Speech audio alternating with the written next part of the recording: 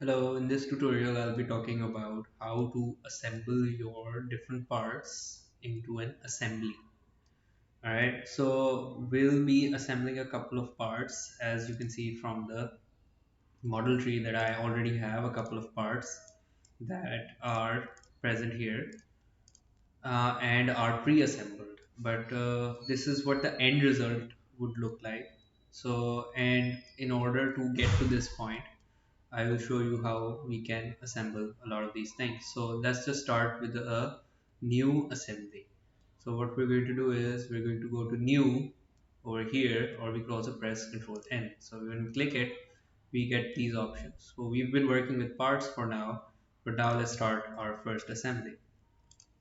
Alright, so a new window opens and I can see that it's the same model tree that I have. It's very similar to the one we've been working on so far. And now what I'm good, but what's different here is we're just gonna combine our parts. So I already have a bunch of parts available, and the good thing about this is that you have a little preview here that you can toggle on or off, and you can see all the parts that you have. All right. So let's start with the housing of our part. In that case, in our case, that's the bracket. So the housing is where every component sort of nestles in and is sort of held together. So what we're going to do is we're going to open this part. Now you can see that my part is available in my workspace. And it's purple because this shows you that it is free to move about. So now you can see that I have a couple of degrees of movement that I can control using this part, and what I'm trying to define is the placement for this part. All right, so notice that we are in component placement. So for the first part, this is important, you set it to default, just the first part normally. So what happens is that this has its own reference. This part, wait, let me show you.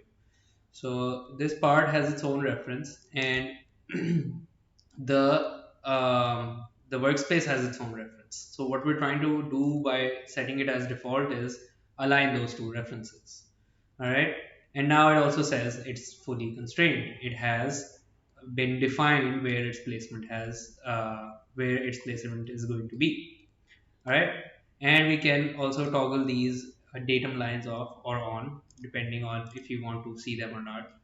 So for now I'm gonna leave them on.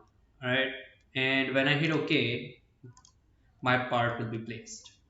All right, if you're still not satisfied with the placement of your part, you can go to it and then press Ctrl E, or you can just click this button in the action menu and get back to editing its definition. So I'll just show you. I'll press Ctrl E. So first I have to select the part, then press Ctrl E. Okay. So it won't work if you just randomly press Ctrl E. So you have to select the part first, then press Ctrl E, and then you can edit its placement